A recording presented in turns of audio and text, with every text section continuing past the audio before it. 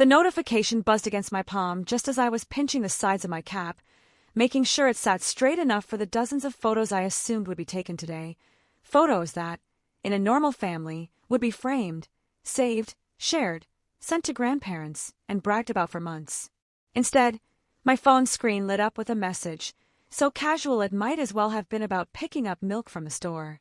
Heading to Tommy's game instead. Graduations drag on forever. You've got this. Mom. I reread it twice, then a third time, letting the meaning sink in while cheers erupted around me. All around, families stood waving posters, holding bouquets, shouting their graduates' names like they'd personally invented them. My row shifted forward, and I moved automatically with them, my stomach sinking the way it always had whenever it came time to accept that I was, once again, not important enough. 5 years. 5 years of juggling 3 jobs, of living off instant noodles, of emailing professors at 2 a.m. from whatever shift I was stuck in. 5 years of proving, at least I thought, that I deserved someone to show up for me. Anyone. I tucked the phone into my gown and kept walking. When the announcer said my name, the applause I heard was polite, distant, generic. Applause for the stage, not for me. I shook the dean's hand, plastered on the same smile I'd perfected over the years, the kind that hid disappointment so well even I almost believed it, and moved across the stage before stepping aside to let the next student bask in their family's cheers. No one called my name. No one waved. No camera flashed my way.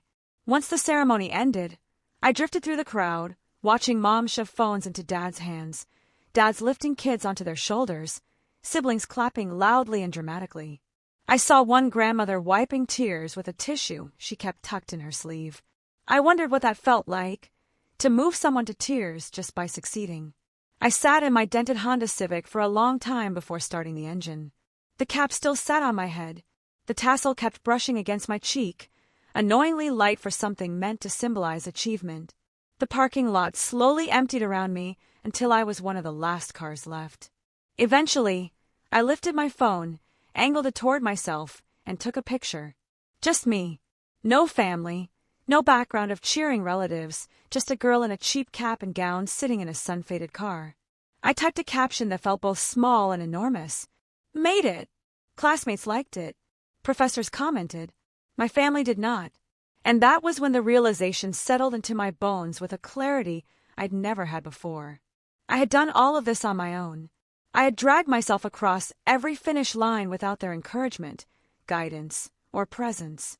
I had been trying for years to earn something that was never coming. A strange, unexpected lightness came over me, relief. They wanted me to handle everything myself? Fine. I would. Starting now. I didn't know it yet, but that quiet drive home from graduation would be the last time I answered to the name that family had given me.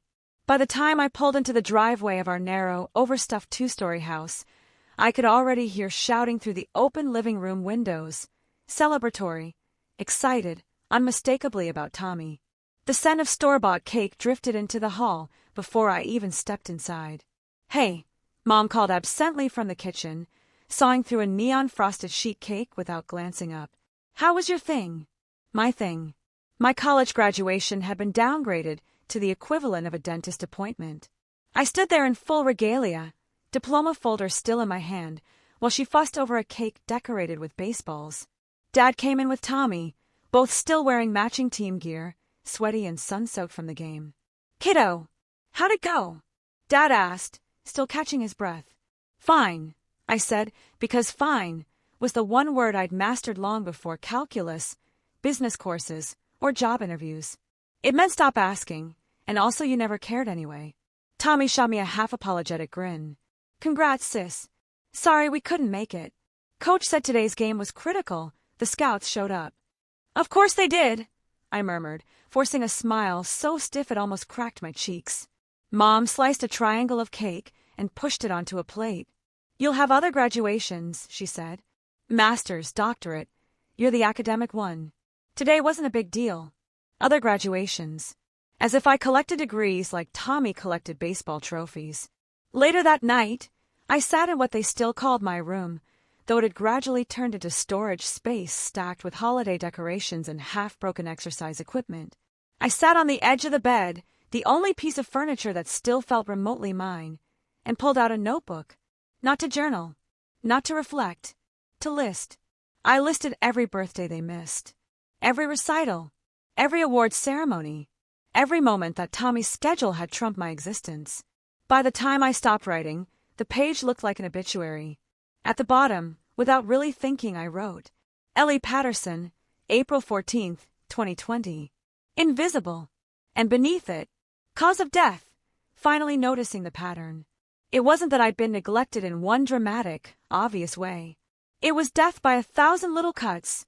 Forgotten birthdays, half-hearted apologies, last-minute cancellations, and the endless chorus of "you're so responsible, you don't need us to fuss over you."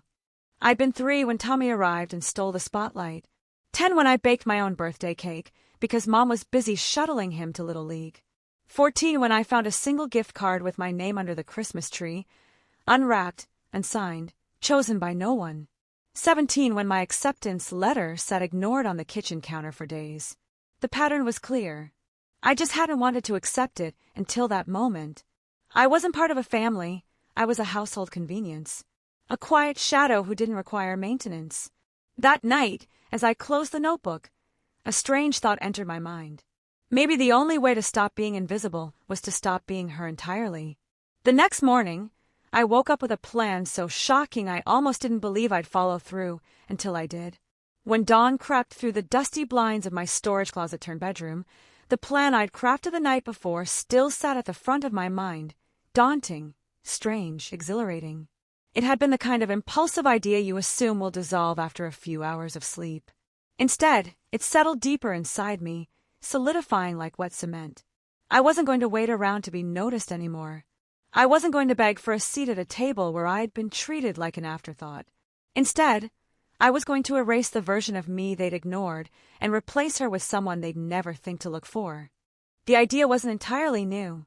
My grandmother, Dad's mother, had passed away when I was 16, leaving behind a grief that felt sharper than any loss I'd felt within my own parents' walls.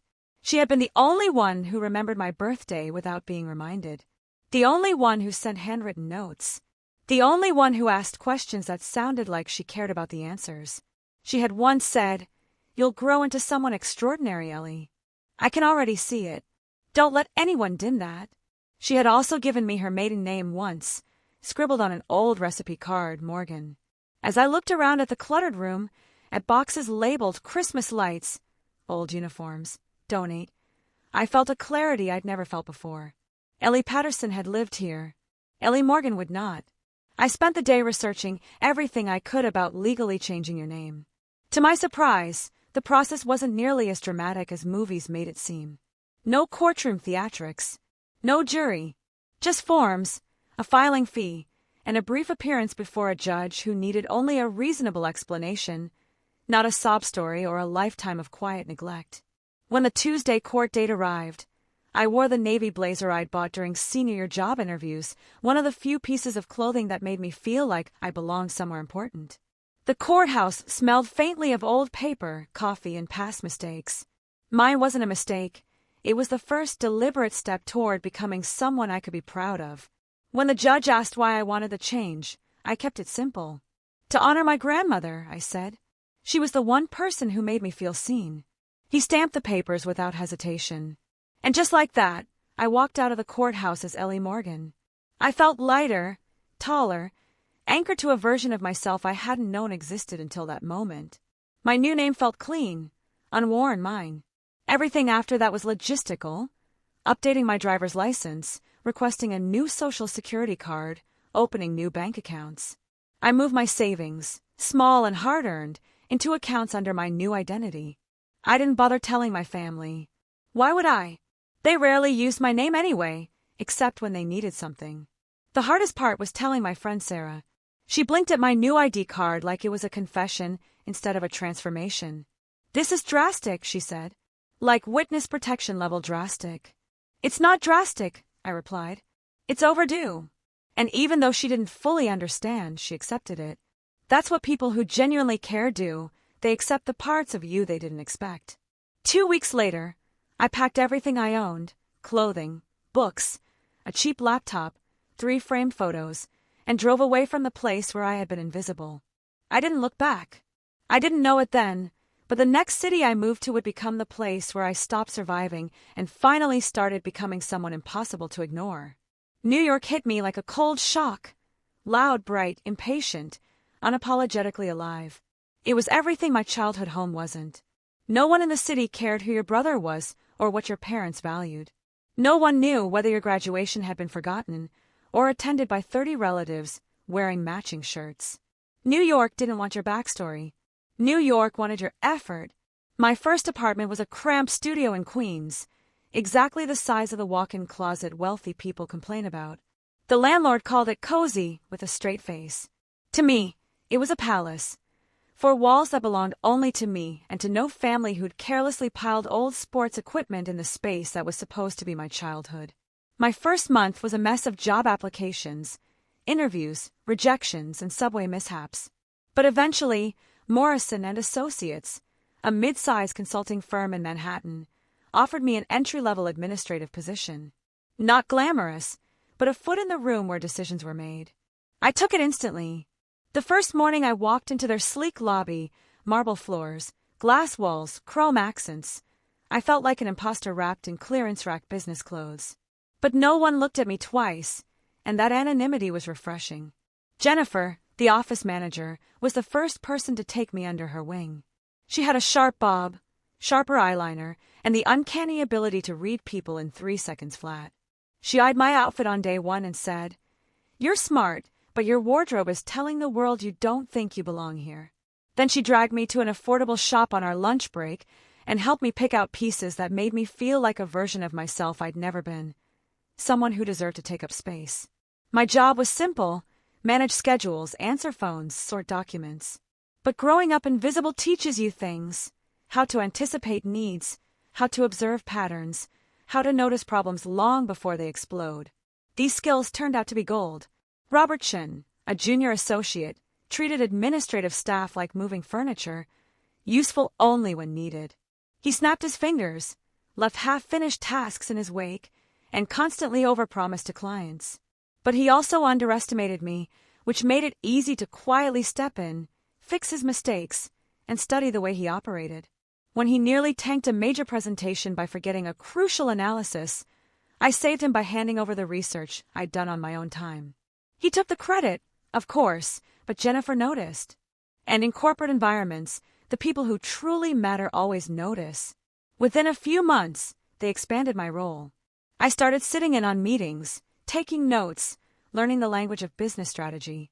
I devoured industry reports on the subway, completed online courses at night, and observed every conversation like it was a masterclass. For the first time in my life, paying attention was rewarded instead of expected. And slowly, almost imperceptibly, Ellie Morgan began to emerge, confident, competent, unafraid of the rooms she entered. But my rise didn't truly begin until the day I caught a mistake big enough to destroy a multi-million-dollar deal and saved it before anyone else even realized what was happening. By the time I'd been at Morrison and Associates for a little over a year, I had learned 2 things. Most corporate disasters start long before anyone notices. Most junior associates are far more confident than competent. Robert, my supervisor, was the perfect example. He strutted through the office as if his business degree came with a crown. What he didn't realize was that every time he dumped last-minute tasks on my desk or rushed into meetings unprepared, he was giving me a front-row seat to the cracks forming beneath his spotless facade. One night, while reviewing files he'd hastily pushed onto my desk, I stumbled across something that made my heartbeat spike. He was preparing materials for a telecom client who was investing heavily in a technology one didn't recognize. Curious, I dug deeper: industry reports, financial forecasting, competitive models. What I found chilled me. The technology in question wasn't emerging. It was declining. Rapidly. Industry leaders were abandoning it. Analysts predicted it would be obsolete within 18 months. And yet the client was preparing to pour millions into expanding it. If Robert delivered his presentation the next morning using the data he had compiled, outdated, inaccurate, dangerously incomplete, they'd be investing in a sinking ship. I stared at the clock. 8:57 p.m.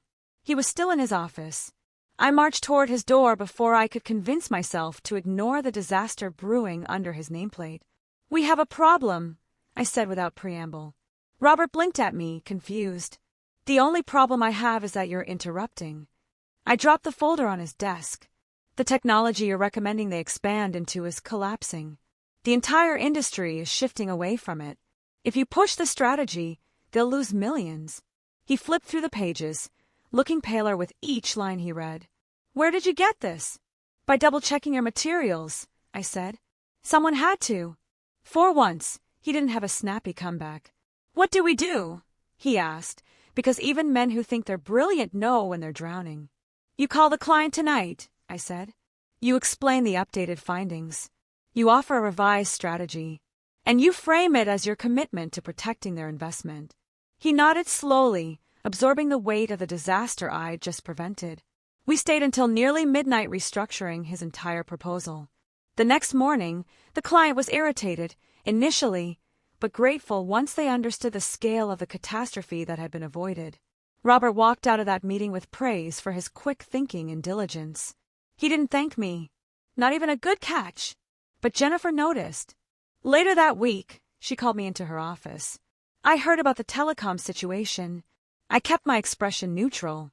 "I just did what needed to be done." "Most people would have let Robert sink," she said. "You didn't. You saved the client, and you saved this firm from losing them." Then she slid a folder across her desk. "Research analyst, promotion recommendation." That promotion changed everything. Suddenly, I wasn't just collecting data, I was analyzing it, presenting it, influencing decisions. And for the first time, people listened. But the real turning point came when someone finally looked at me, not as an assistant, not as an accessory, but as a partner. The promotion moved me out of the administrative corner and into a small office with glass walls, symbolic transparency that somehow made me feel more visible than I'd ever felt at home. My new title meant new responsibilities, drafting reports, participating in client meetings, conducting market analysis. More importantly, it meant I reported directly to Jennifer Walsh. Jennifer wasn't just good at her job. She was the person clients requested when they didn't trust anyone else with their business. She had a razor-sharp intuition for strategy, the kind that came from years of paying attention to patterns others overlooked. The first time I presented my findings to her, she scanned the document silently, her eyes flicking across the pages with almost surgical precision. Finally, she said, "You think like someone twice your age." I wasn't sure if it was a compliment or an observation. She continued, "Most analysts react. You anticipate. That's rare." I felt something tighten in my chest, a mix of pride and disbelief. People in my old life never described me as anything rare.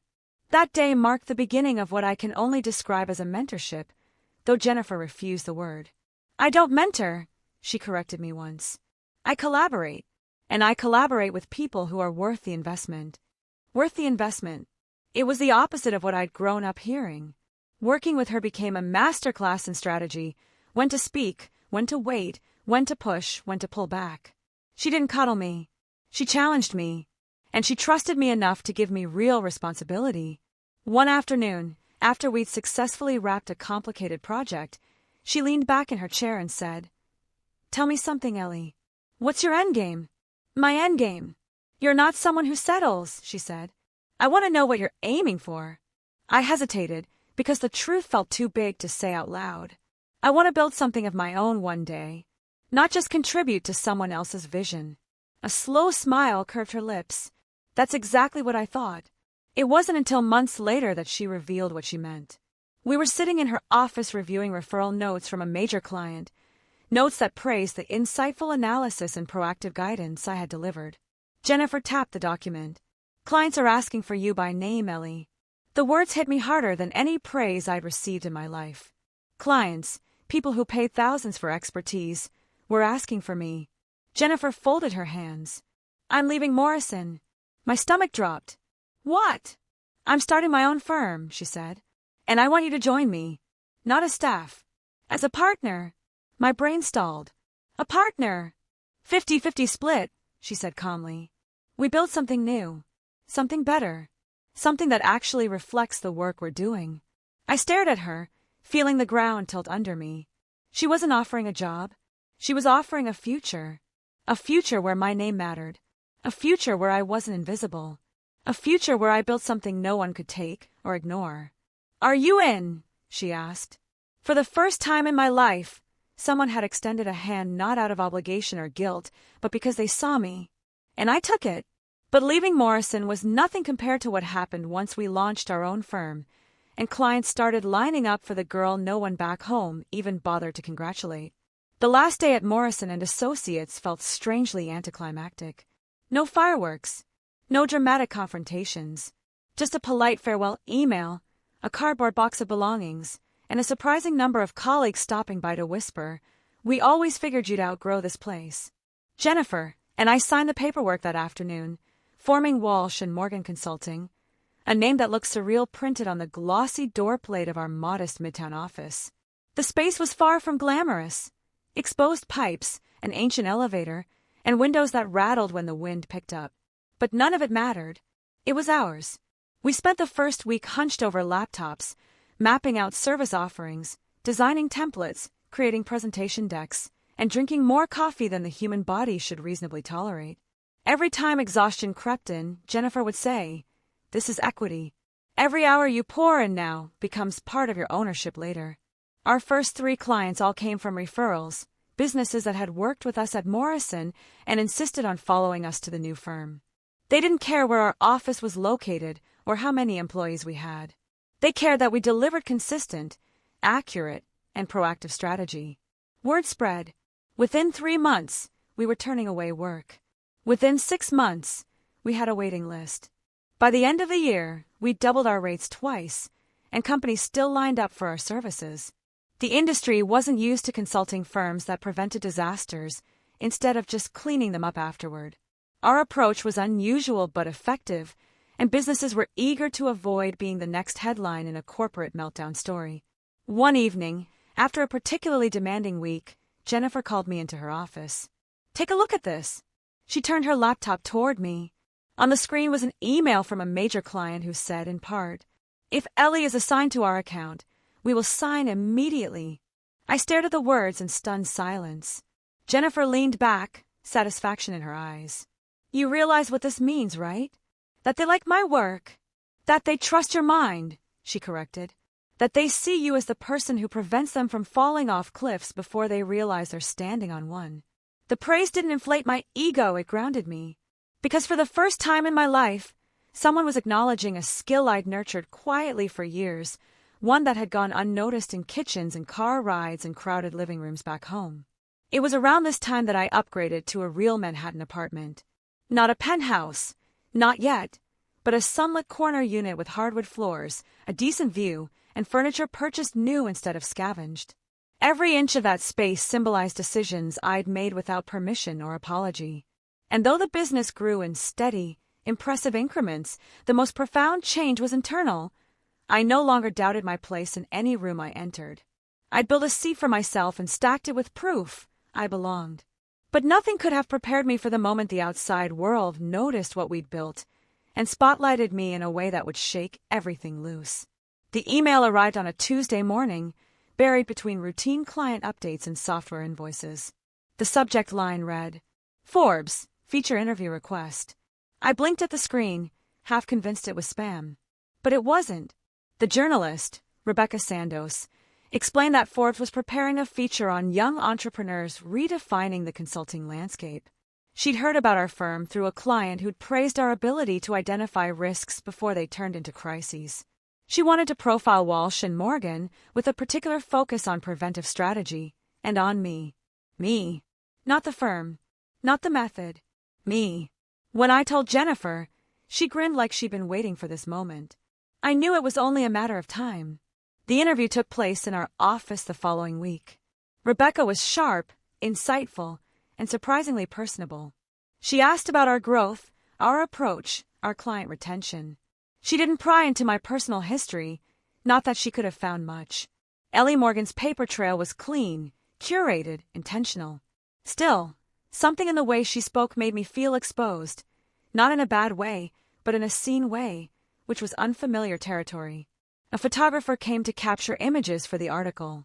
He positioned me near the floor-to-ceiling window, the Manhattan skyline sweeping behind me like a painted backdrop. "Chin up slightly," he instructed. "Look out the window like you're seeing the future." It felt cheesy. It also felt accurate. The article went live the following month. The headline read, "The Analyst Who Sees Disasters Before They Happen: How Ellie Morgan is Changing Corporate Strategy." The piece highlighted our growth and methodology, but the paragraphs about me felt surreal. Morgan possesses an uncanny ability to identify patterns others overlook.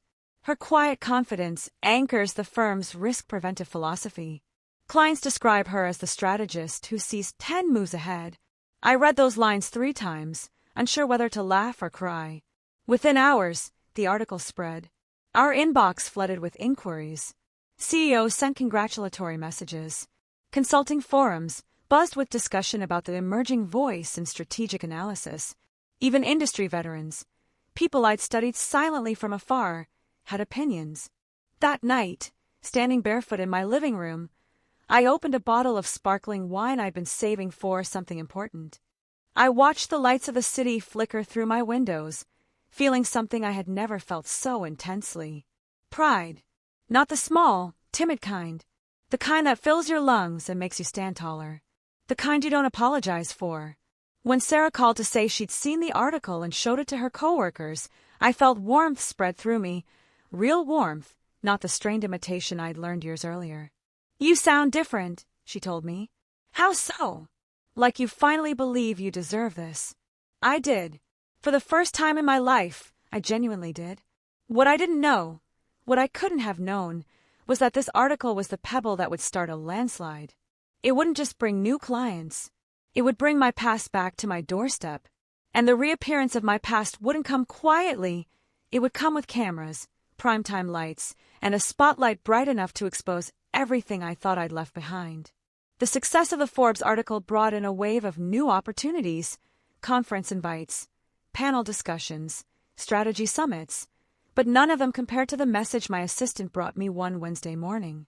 "Ellie," she said, peeking through my office door with wide eyes. "Someone from 60 Minutes is on hold. They want to speak with you." I almost dropped my coffee. 60 Minutes. Not a niche business podcast. Not a regional news spot. National, primetime television. I took the call with a voice steadier than my pulse. Their producer explained that they were planning an in-depth segment on corporate recovery, highlighting Wellington Industries' astonishing turnaround, the turnaround we had engineered. They wanted to feature Walsh and Morgan. No, more specifically, they wanted to feature me. I agreed to the interview, but only after setting strict boundaries. No discussion of my family. No digging into my childhood. No exploration of who I had been before Ellie Morgan. The producer didn't argue. If anything, he sounded intrigued by the mystery. The filming lasted 3 days.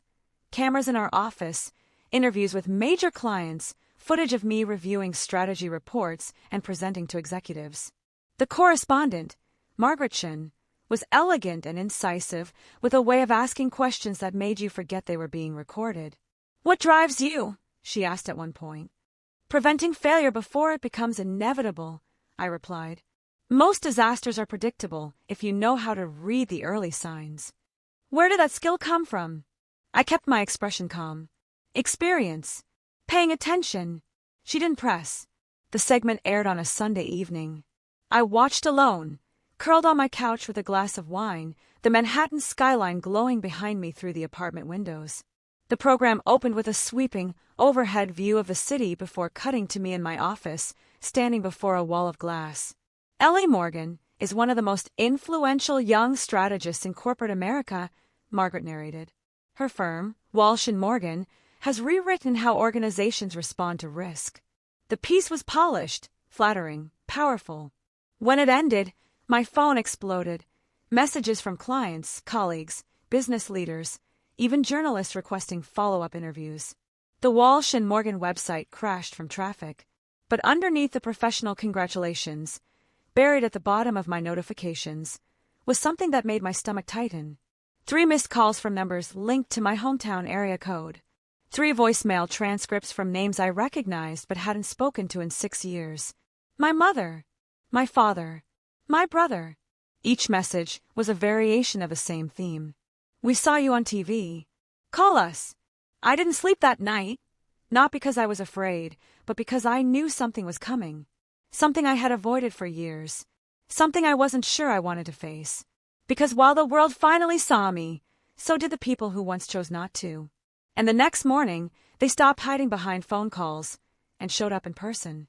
The Monday after the 60-minute segment aired was chaos. My assistant, Caroline, buzzed in every few minutes with requests, inquiries, and reporters trying to schedule interviews. I handled everything with calm efficiency, right up until she pressed the intercom button again, sounding hesitant. Ellie, there's something you should know. Let me guess. Bloomberg wants a follow-up. No. Your family is here. I froze. Who exactly? Caroline swallowed. Your parents. And your brother. For a moment, the world narrowed to a single, ringing silence. Then something inside me clicked into place, a calm I had never felt around them before. Put them in conference room B, I said, and clear my schedule. Walking down the hallway toward the conference room felt surreal, like approaching a sealed vault I'd abandoned years ago. I opened the door with a steady hand. They were standing by the windows, staring at the skyline. My mother turned first. Her eyes filled instantly with tears. Ellie, sweetheart. Ms. Morgan, I corrected gently. But you can sit. The correction stunned them. My father recovered first, extending an awkward half-smile. We've been trying to reach you. We were surprised to see you on national television. I'm sure. Tommy stepped forward. He looked older, broader, but the same apologetic softness lingered in his expression.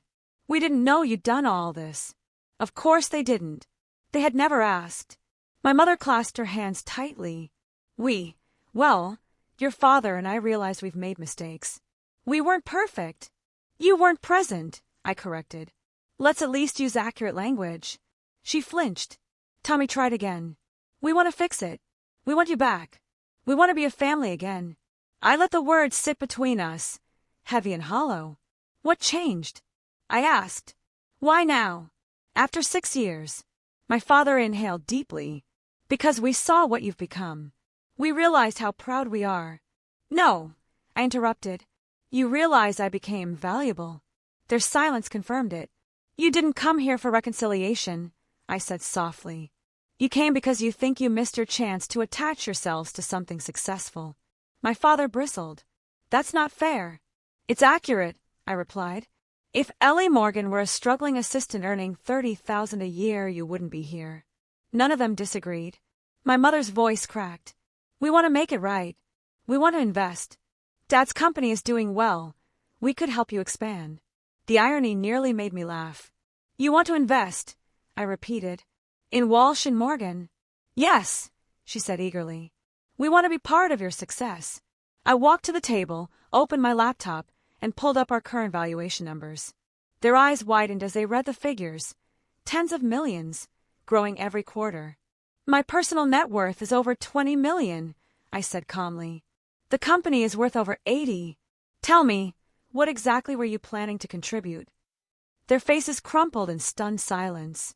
What you're offering, I continued, is an investment. It's an attempt to buy access. My mother sobbed openly now. Ellie, please. I stood, feeling taller than I ever had in their presence.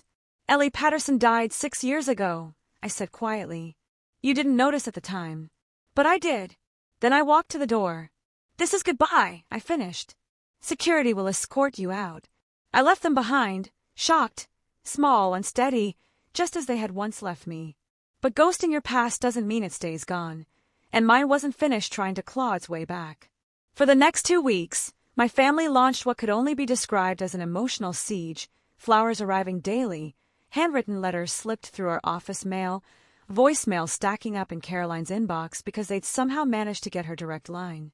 Tommy even tried showing up at my building again, claiming he had urgent paperwork I needed to sign. Security denied him entry both times. The most dramatic attempt came from my mother, who camped out in my building lobby one evening, insisting to the doorman that she was my mother and therefore entitled to see me. The doorman, God bless him, called up to confirm whether I wanted her sent upstairs. For reasons I still can't fully explain, I told him yes. When I opened my apartment door, she looked smaller than I remembered. Older. Fragile in a way that almost made me pity her, almost. Her eyes swept across my penthouse, taking in the sleek furniture, the wall of windows, the skyline shimmering just beyond. Her expression was a cocktail of awe and regret. "You've done well," she murmured. "Really well." "Yes," I said simply. She sat gingerly on the edge of the couch. "I know we made mistakes. Your father and we didn't know how to balance everything. Tommy's baseball schedule was demanding, and you were always so independent." "That's the excuse," I said calmly. "Not the reason." She blinked at that. "You say I was independent because it makes you feel better," I continued. "But independence wasn't something I chose. It was something I was forced into because you didn't want the inconvenience of actually caring." My mother looked down, twisting a tissue between her fingers. "We didn't mean to make you feel unseen. You didn't mean to see me at all." She flinched, like the truth had physical weight. "I want you back," she whispered. "We all do. We want to fix things." "You can't fix what you never built," I said. "You spent 22 years overlooking me. 6 years not noticing my absence. Now you want a relationship because I'm finally someone worth bragging about." Her tears spilled freely then. "Isn't there anything we can do?" I thought carefully before answering. "Yes," I said softly. "You can stop trying to reconnect out of guilt. You can stop pretending this is about love instead of loss.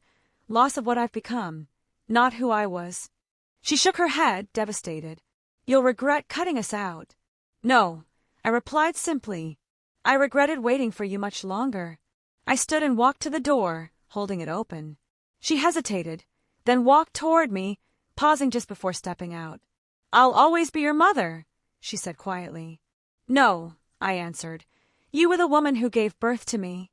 I became who I am without you." She left without another word.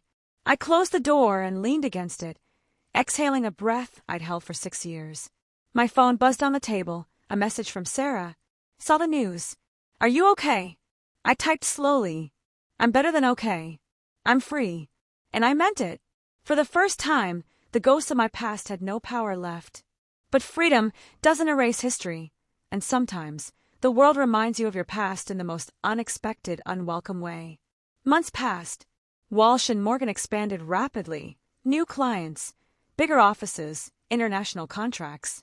I traveled between cities, advising executives who now viewed our firm as the gold standard for disaster prevention. My calendar was packed, my influence rising, my life full.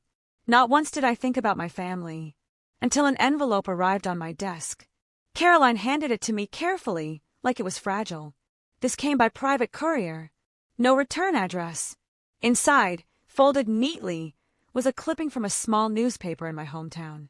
The headline read, "Local construction business expands under Patterson family leadership."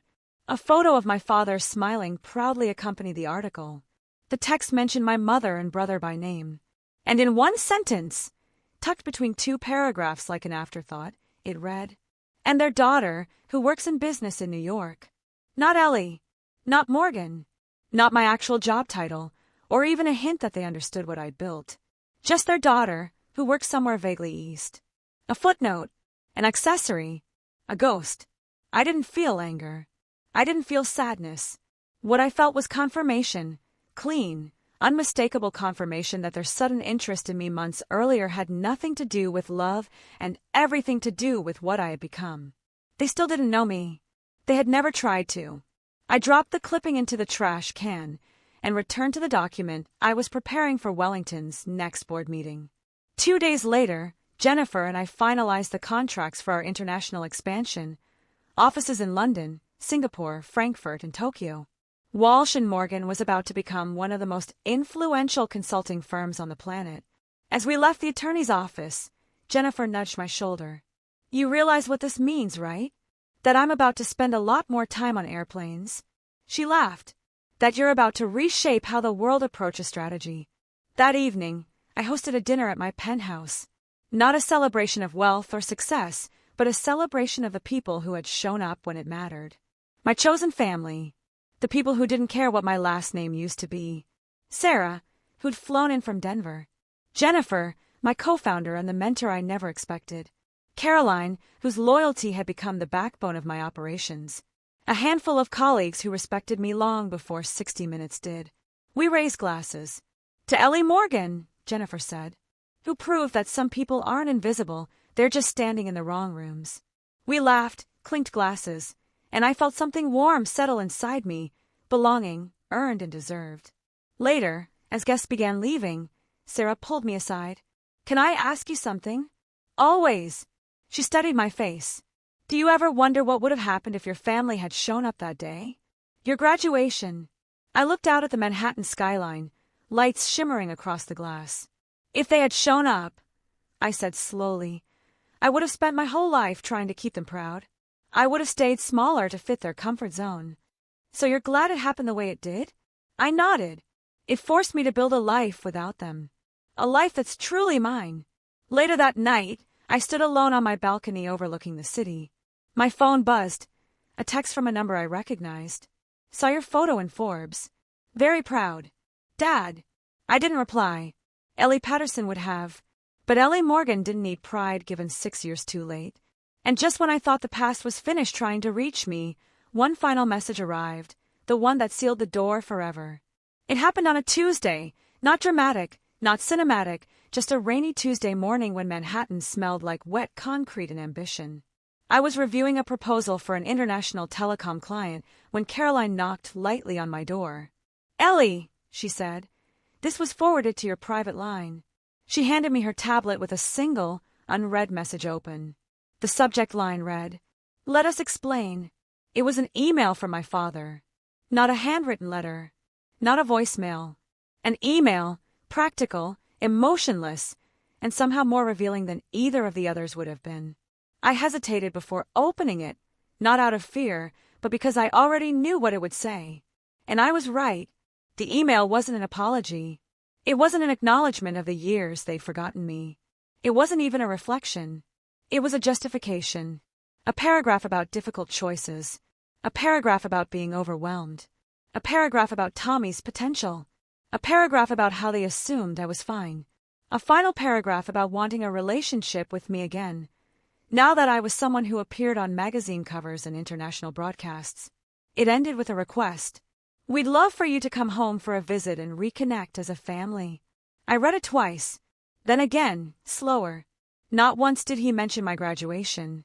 Not once did he acknowledge 6 years of silence. Not once did he say my name, not my old one, not my new one.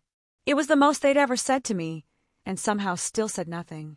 I set the tablet down, leaned back in my chair, and let the emotion roll through me. Not sadness, not anger, something deeper. Clarity. They wanted access, proximity, association. Not me. They wanted the version of me the world applauded, not the version they'd ignored. Caroline watched me carefully. "Do you want me to draft a response?" "No," I said. "Delete it." She nodded and left without another word. Caroline understood things without needing explanations. I stared out the window at the skyline, the city alive with possibility, and thought about paths. How sometimes the people who were supposed to be your foundation became the cracks you tripped over. How sometimes the family you thought you needed was actually the anchor holding you back from becoming the person you were meant to be. That email was not an invitation. It was a reminder. A reminder that I had outgrown the version of myself they were comfortable with. A reminder that I didn't owe them access to the woman I'd fought to become. A reminder that closure doesn't always arrive with apologies. It sometimes arrives with confirmation. I clicked trash. Then I emptied the trash folder. The digital equivalent of closing a door and turning the key. And for the first time in my life, I felt entirely, wholly untethered. Because as soon as I shut that door, an entirely new one opened, one that would change not just my life, but the whole landscape of modern business strategy. With the past firmly behind me, I poured all my energy into the future, into the business I'd helped build from late nights, sharp instincts, and sheer stubborn determination. Our expansion into Europe and Asia wasn't just successful, it was transformative. Walsh and Morgan became synonymous with foresight. We weren't the firm companies hired after things went wrong. We were the firm they hired so nothing would. That distinction changed everything. By the end of the year, global corporations were restructuring entire divisions around the preventive strategies we developed. Executives quoted my analyses in board meetings. Industry conferences requested me as a keynote speaker months in advance. One morning, Jennifer walked into my office with a look I rarely saw on her face, genuine excitement. "You need to see this," she said, sliding a glossy magazine across my desk. It was Harvard Business Review. The title on the cover read, "The Morgan Framework, A New Era of Predictive Corporate Strategy." I stared at my name in print, bold, centered, unmistakable. Inside, a 10-page feature broke down our methodology, the Wellington turnaround, and the philosophy behind our approach. The article didn't just praise our results, it dissected them, analyzed them, elevated them. Jennifer grinned. "You realize what this means, right?" "What?" "This makes you the authority. Not just an expert, a benchmark." I didn't smile immediately. I let the words settle because they carried weight. The kind of weight that once would have crushed me, but now felt rightful. Later that afternoon, I received an invitation to speak at the World Economic Forum in Switzerland, a panel on global risk mitigation strategies. It was the kind of invitation that signified your ideas had moved from interesting to essential. The night before I left for Switzerland, I stood on my balcony overlooking the city, remembering the girl who used to sit in her car after school events, pretending she didn't care that no one showed up. She wouldn't have believed this life. She wouldn't have imagined her name printed in global journals. She wouldn't have imagined CEOs asking her for advice. She wouldn't have imagined standing on a world stage as an authority on anything. And the strange thing was, I didn't resent her. I thanked her, because she learned how to survive neglect in a way that taught me how to thrive in independence. The next morning, before boarding my flight, I received a message from Sarah. "You're rewriting the rules for everyone who ever felt overlooked." "Don't forget that." I smiled so widely the flight attendant checking my passport commented, "Good news." "Yes," I said. "The best kind." The World Economic Forum was surreal. White snow, blue suits, global leaders. When I spoke on the panel, the room fell silent in the way rooms do when people hear something new, something that resonates. Afterward, a senior economist approached me and said, "You're shaping the future of risk strategy." I thanked him, but what I really wanted to say was, but even as my influence soared worldwide, one final reminder arrived that showed me just how far I'd stepped away from the girl I used to be, and just how complete the transformation was. It arrived in the most anticlimactic way possible through the mailroom. Caroline entered my office carrying a thin, white envelope. "This was forwarded directly from our old headquarters," she said. "Seems personal." I raised an eyebrow. Personal mail rarely reached me. Most people used email or went through my assistant. I opened the envelope. Inside was a single card, the kind you buy in bulk when you don't know someone's real taste. On the front, gold letters spelled, "Congratulations on your success." Inside, in my father's handwriting, was one sentence. "We're proud of how far you've come." Not Ellie. Not "we're sorry." Not "we wish we had shown up sooner." Just pride, impersonal and weightless. A last-ditch attempt to insert themselves into my narrative. I read it once, closed it, and set it aside, not because it hurt, but because it didn't. That was the victory. The girl who used to measure her worth by their attention was gone. The woman I'd become measured her worth by her contribution, her integrity, and the family she chose, not the one she was born into. Later that day, Jennifer stopped by my office. "Everything okay?" she asked, nodding toward the card. "Yes," I said honestly. "Everything is finally okay. What are you going to do with it?" I picked up the card, walked to the trash bin, and let it fall in. Exactly what belongs in the past. She smiled. "You've come a long way, Morgan." I had. And as Walsh and Morgan grew, taking on global clients, leading strategy reforms, and advising governments, my name became one of those rare ones the business world didn't just recognize but relied on. The card from my father was the last communication I ever received from them. A quiet end to a loud wound. Years ago, it would have wrecked me. Now it felt like closure. Real closure, the kind you grant yourself, not the kind you beg for. And as I moved forward, one final realization solidified the legacy I was building, not just for myself, but for every invisible girl who needed proof she could become unstoppable. It happened during a keynote address in Singapore, one of those grand events where the stage lights feel hotter than the sun and executives sit with their notebooks open like schoolchildren expecting revelation. As I spoke about preventive frameworks, market signals, and long-term resilience, I caught the eye of a young woman in the front row. She couldn't have been more than 22, hair tied back neatly, pen tapping nervously against her notepad. When the session ended, she approached me. "Ms. Morgan," she said, voice trembling slightly, "I just wanted to say, seeing you up there makes me feel like I can do this too." I thanked her, expecting her to leave. Most did. But she added, "My family doesn't believe in what I want to do. They say I'm dreaming too big. They say I should be more realistic." Her eyes flicked downward, filled with the kind of uncertainty I knew too well. I smiled gently. "Let me tell you a secret." She looked up. "I didn't get where I am because people believed in me. I got here because I stopped waiting for them to." Her breath caught. "You don't need permission," I continued. "You need persistence. Your dreams don't require their approval. They require your effort." She nodded slowly, clutching her notebook to her chest, and I knew that she understood. That moment stayed with me long after I left the conference hall, because it crystallized something I hadn't yet articulated, not even to myself. My success wasn't about proving my family wrong. It was about proving to myself, and to others like me, that invisibility isn't permanent. Some of us grow in silence, unnoticed, uncelebrated. Some of us learn resilience by necessity, wisdom by watching, strength by surviving what others never even saw.